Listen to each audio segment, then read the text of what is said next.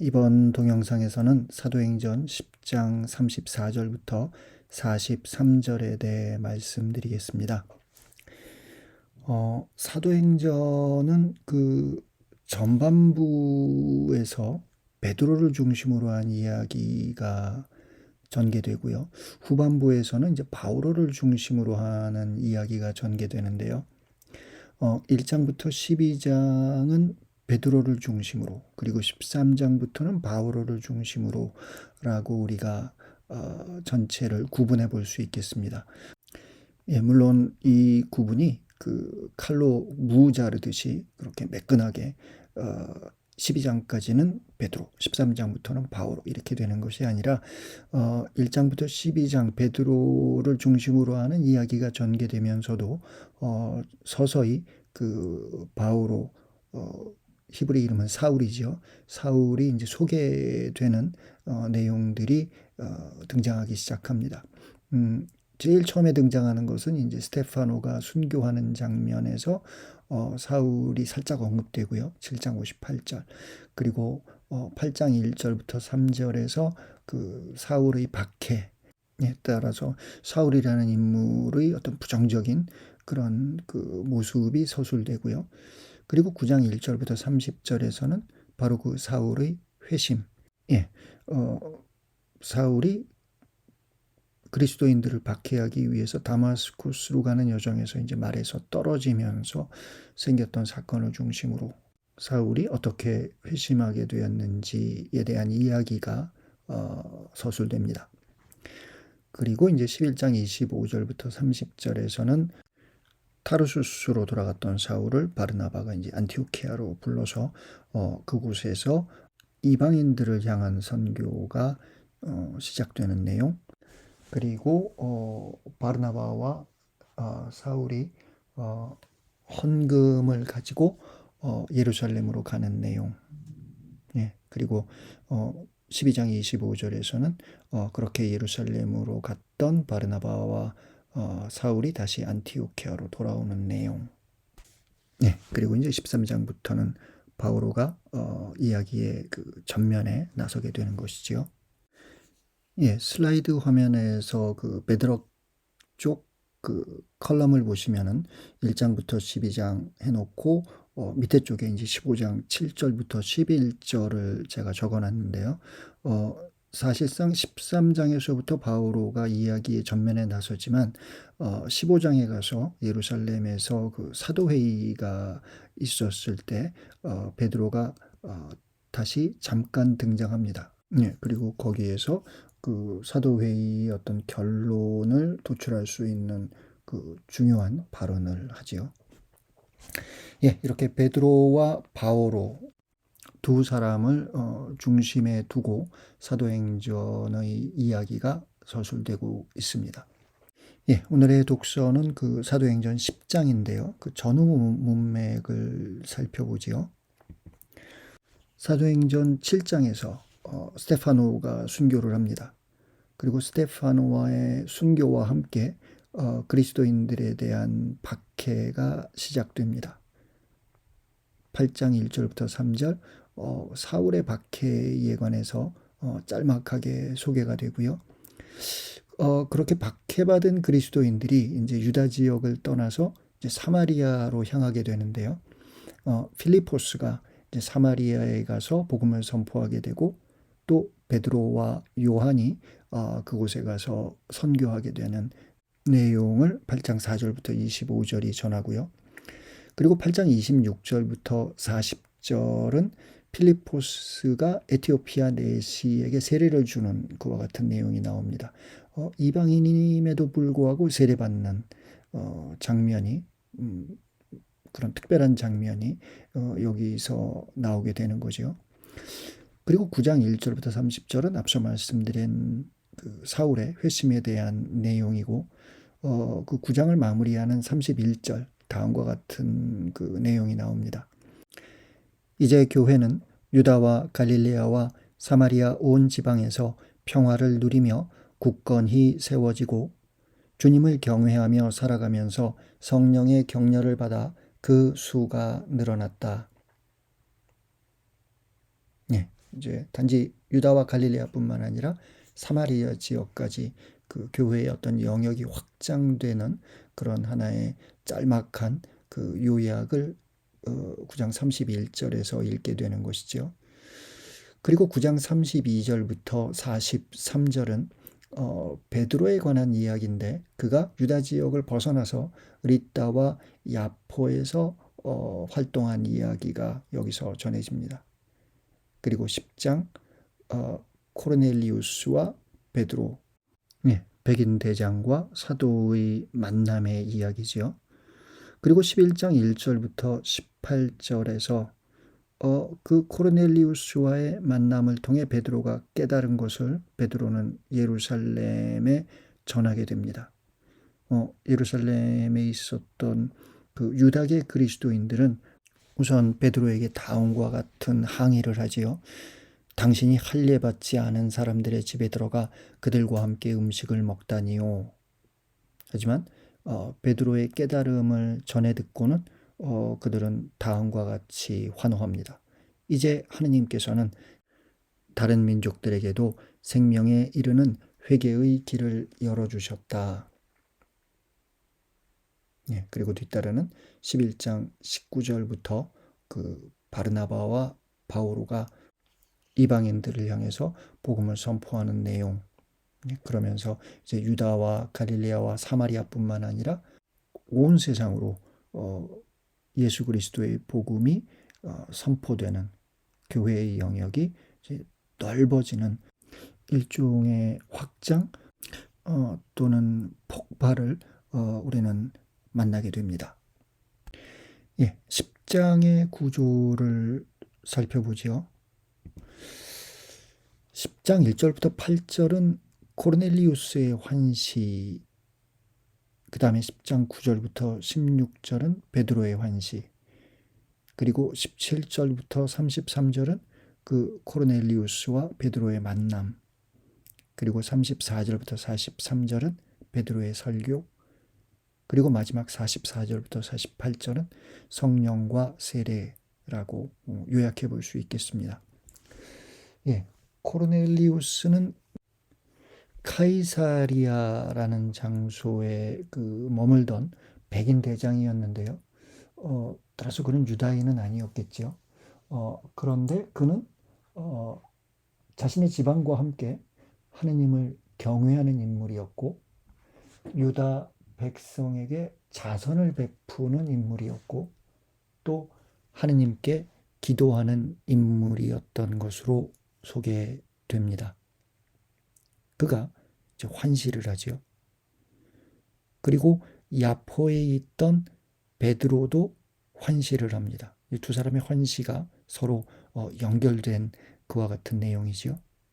그래서 코르넬리우스가 사람을 보내서 베드로를 초대하고 베드로가 카이사리아로 가서 코르넬리우스와 만나게 됩니다.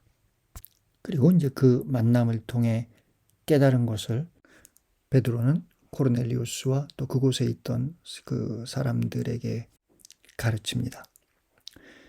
10장 34절과 35절. 베드로가 입을 열어 말하였다. 나는 이제 참으로 깨달았습니다. 하느님께서는 사람을 차별하지 않으시고 어떤 민족에서건 당신을 경외하며 의로운 일을 하는 사람은 다 받아주십니다.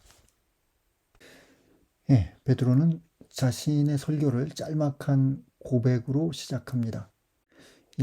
그런데 그 고백이 짤막하기에 선언적으로 들리기도 합니다. 나는 이제 참으로 깨달았습니다.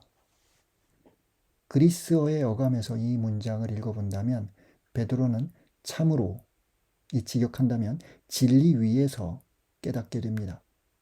그러므로 그의 깨달음은 진리에 기반한 것입니다. 성경은 하느님께서는 사람을 차별하지 않으시고 라고 번역했는데요. 저는 편파적이라는 단어를 사용해도 좋지 않을까라는 생각입니다. 하느님은 편파적이지 않습니다. 이것은 하느님은 편파적이다 라고 주장하던 사람들이 있었던 것을 전제로 하는 거죠. 누가 하느님을 편파적이라고 했을까? 여기서 베드로가 염두에 두고 있는 것은 야훼는 이스라엘의 신이 되고 이스라엘은 야훼의 백성이 된다는 계약 신학이라고 우리가 생각해 볼 수 있겠습니다. 레위기 26장 12절을 참조하시기 바랍니다. 예수 시대의 유다 전통은 이 계약 신학을 배타적으로 해석하였고 이는 유다계 그리스도인들에게도 각인되어 있었습니다. 그런 유다 전통의 신학적 밑그림에 베드로는 도전합니다. 하느님은 편파적이지 않다라는 것이죠. 하느님과 이스라엘이 계약을 맺었지만 그렇다고 하느님이 편파적일 수는 없다. 하느님과 이스라엘의 계약은 하느님에 대한 이스라엘의 충실함에 대한 요청인데 따라서 하느님에게 충실하다면 누구나 하느님 백성이 될 수 있겠다라는 것이겠지요. 그런데 하느님에게 충실하다는 것이 무엇일까? 베드로는 하느님을 향한 경외와 그리고 의로움으로 하느님에 대한 충실함을 설명합니다. 36절부터 텍스트를 읽어보겠습니다.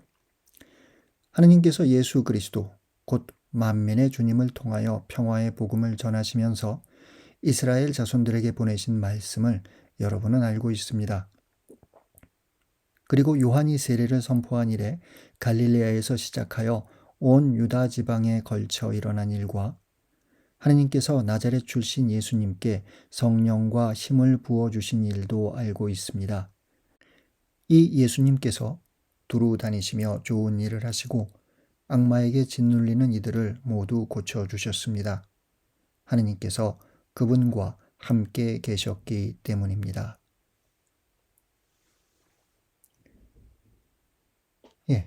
베드로는 자신의 연설을 장중하게 시작합니다.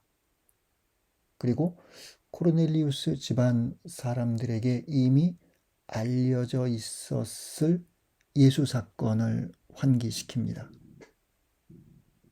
그들이 알고 있는 것은 말씀과 일입니다. 그 말씀은 하느님께서 예수 그리스도를 통하여 이스라엘 자손들에게 보내신 말씀입니다. 그리고 그 일은 갈릴레아에서 시작하여 온 유다 지방에 걸쳐 일어난 일이고 그리고 그 일의 중심에 있는 예수는 나자렛 출신입니다. 따라서 지리적인 면에서 봤을 때 이 말씀과 일은 갈릴레아와 유다에 집중되어 있고 또 이스라엘 자손들을 향해 있습니다. 그 중심에 있는 예수도 역시 나자렛 출신입니다. 그 모든 것은 하느님에 의한 것이었습니다. 그 말씀도 일도 또 하느님께서 예수에게 성령과 힘을 부어주시어 예수가 행했던 모든 행적 그 모든 것이 하느님께서 그와 함께 계셨기 때문에 가능한 일이었습니다. 이런 유다 중심의 시각을 벗어나는 표현이 잠깐 등장하는데요. 그게 바로 10장 36절에 나오는 예수 그리스도라고 얘기하면서 예수 그리스도를 만민의 주님이라고 부르는 이 호칭. 직역한다면 모든 이들의 주님이라는 이 호칭. 기존의 시각을 넘어서고 있죠. 그리고 하느님께서 예수에게 성령과 힘을 부어주셨다라는 것도 기존의 유다 전통에서는 메시아라고 하면 기름 부음을 받은 어떤 유다의 임금이라는 그 생각이 좀 고정되어 있는데 그것을 넘어서서 하느님께서는 예수에게 성령과 힘, 성령과 능력을 부어주셨다라는 그리스도에 대한 새로운 해석을 여기서 또 만나게 됩니다.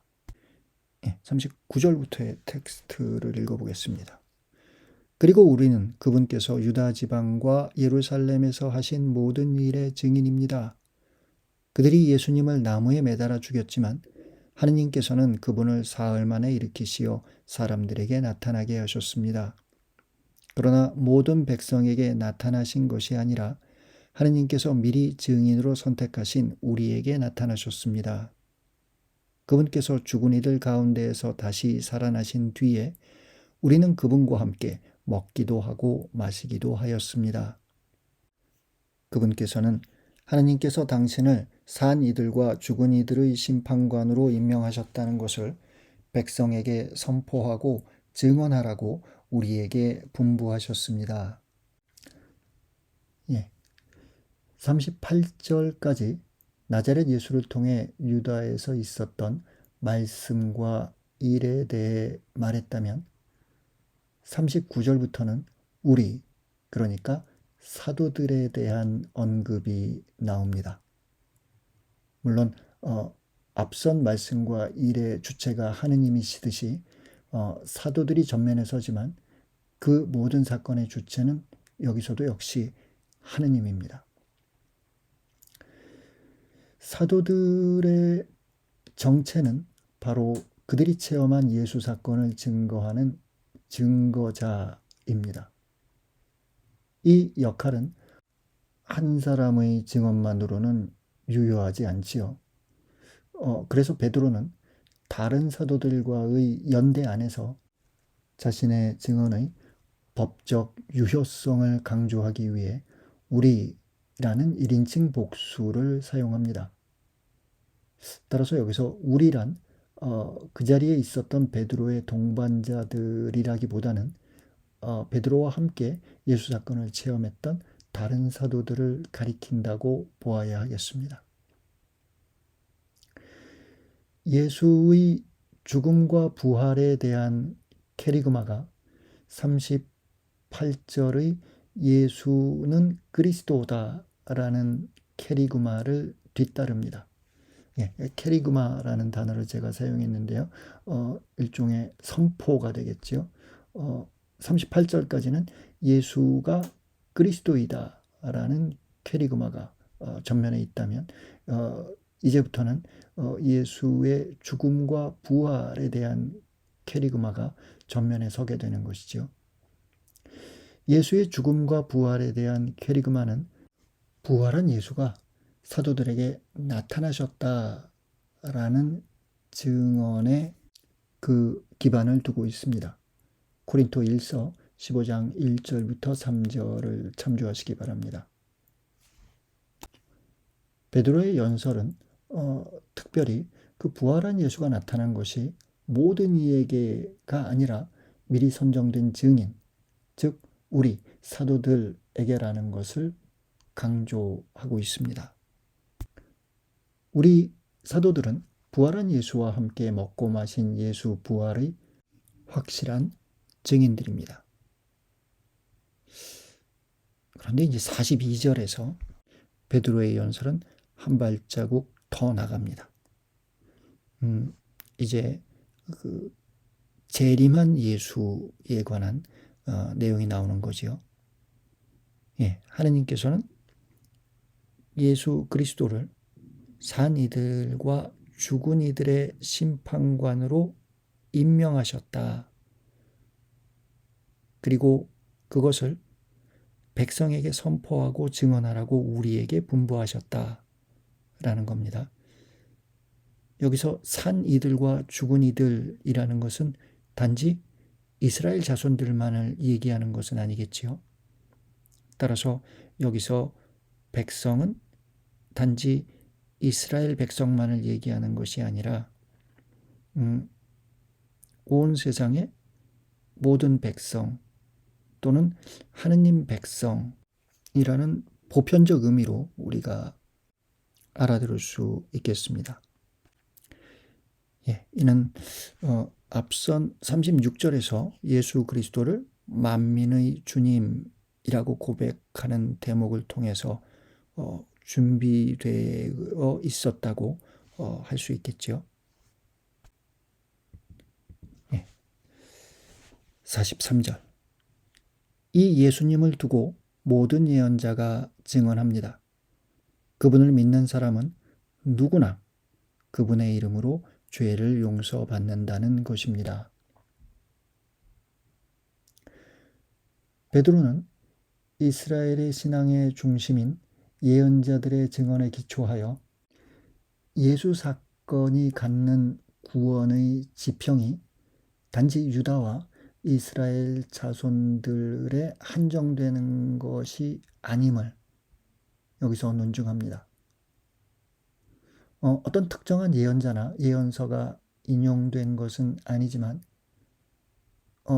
구약 예언에 나타나는 보편적 메시아니즘을 염두에 둔 것이라고 볼 수 있겠습니다. 베드로의 연설은 하느님을 경외하고 의를 행하는 사람을 하느님은 다 받아주신다 라는 구약 신학으로부터 예수를 믿는 사람은 그 이름으로 죄를 용서받는다는 보편 구원 사상을 열어가고 있는 것입니다.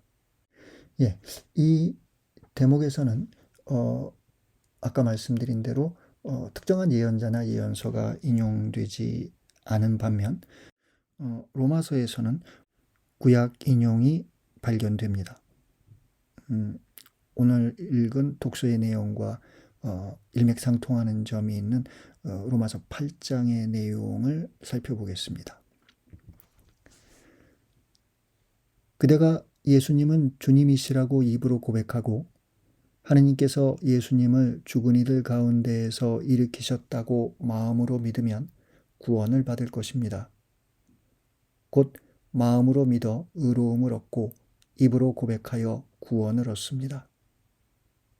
성경도 그를 믿는 이는 누구나 부끄러운 일을 당하지 않으리라 하고 말합니다. 유다인과 그리스인 사이에 차별이 없습니다. 같은 주님께서 모든 사람의 주님으로서 당신을 받들어 부르는 모든 이에게 풍성한 은혜를 베푸십니다. 과연 주님의 이름을 받들어 부르는 이는 모두 구원을 받을 것입니다.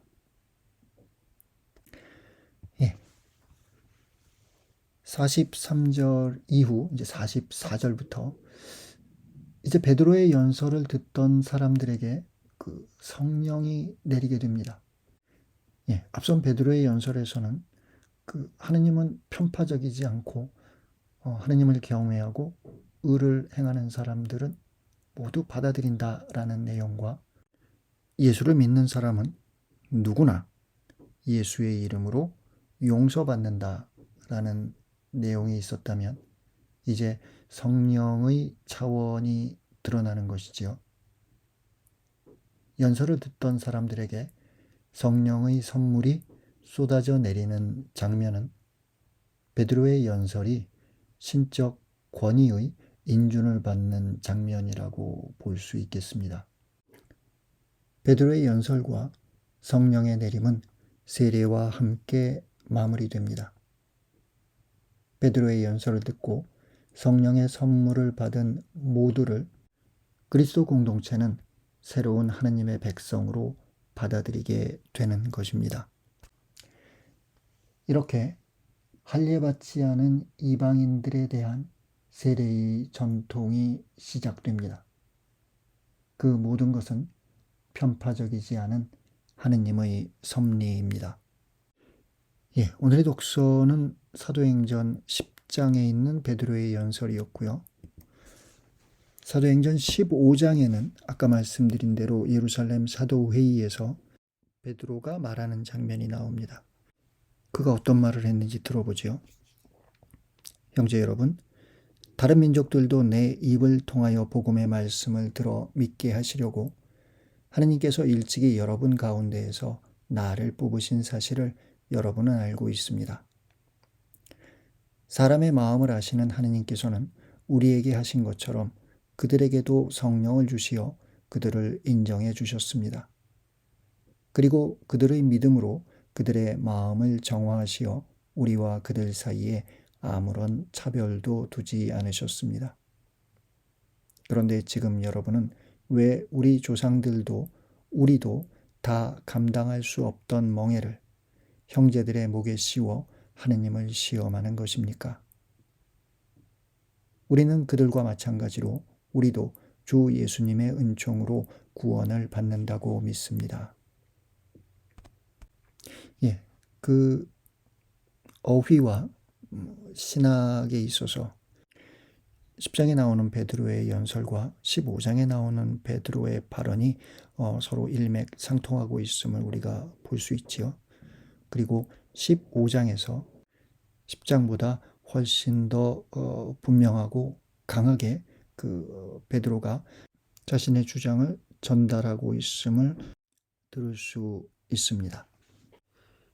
예, 지금까지 내용을 본다면은 이것은 이방인들에게 좋은 일이죠. 유다 전통에 얽매이지 않고 예수 그리스도를 믿음으로써 구원에 이르게 된다는 유다 전통의 멍에로부터 자유로울 수 있는 어떤 해방의 메시지, 그런 어감을 우리가 여기서 읽을 수 있겠습니다. 반면에 단지 좋은 일만은 아니라는 것을 우리는 사도행전 17장에 나오는 그 바오로의 연설에서 읽을 수 있습니다. 여기서 이제 바오로는 아테네의 그 아리오파고스에서 사람들에게 다음과 같이 말합니다. 하느님께서 무지의 시대에는 그냥 보아 넘겨주셨지만 이제는 어디에 있든 모두 회개해야 한다고 사람들에게 명령하십니다. 그분께서 당신이 정하신 한 사람을 통하여 세상을 의롭게 심판하실 날을 지정하셨기 때문입니다. 그리고 그분을 죽은 이들 가운데에서 다시 살리시어 그것을 모든 사람에게 증명해 주셨습니다. 네. 나자렛 예수는 갈릴리아에서 활동하고 그리고 예루살렘에서 순환하고 죽고 그리고 부활했습니다. 거기까지는 나자렛 예수의 활동의 영역이 갈릴리아와 유다에 국한되어 있었는데 이제 부활과 함께 그 지평이 넓어지는 것이지요. 사마리아로 그리고 이방 세계로. 그런데 그렇게 지평이 넓어지는 데에는 한 가지 중요한 신학적 이유가 있습니다. 그것은 그 부활한 예수가 이제 재림하게 될 텐데 그 재림한 예수와 함께 온 세상이 심판받게 되는 것이지요. 그리고 그 심판은 단지 유다인들에게 국한되는 것이 아니라 유다인들과 온 세상의 모든 이들을 향한 것이라는. 따라서 이렇게 사도들을 통해 온 세상으로 복음이 선포되고 그것을 들은 온 세상 사람들이 회개해야만 하는 하느님 구원의 역사가 새로운 국면에 접어들었음을 사도행전 17장에서 바오로는 경고합니다.